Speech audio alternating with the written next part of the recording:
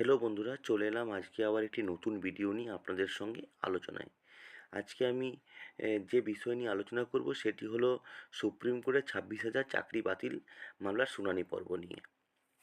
তবে এই বিষয়ে আলোচনায় যাবার আগে আপনাদের কাছে আমি অনুরোধ করব, যারা এখনও আমার চ্যানেলটিকে সাবস্ক্রাইব করেনি তারা অবশ্যই চ্যানেলটিকে সাবস্ক্রাইব করুন, চ্যানেলটির পাশে থাকুন। পশ্চিমবঙ্গ সহ ভারতবর্ষের যে কোনো চাকরি সংক্রান্ত যে কোনো গুরুত্বপূর্ণ বিষয়ের আপডেট পেতে অবশ্যই চ্যানেলটিকে সাথে রাখুন, চ্যানেলটিকে পাশে রাখুন।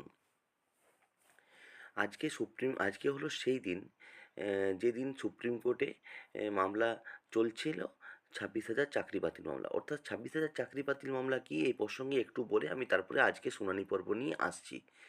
এটি হলো 2016 সালে স্কুল সার্ভিস কমিশন কর্তৃক নিয়োজিত প্রায় 26,000 চাকরি, অর্থাৎ 25,753 শিক্ষক শিক্ষিকা এবং অশিক্ষক কর্মচারী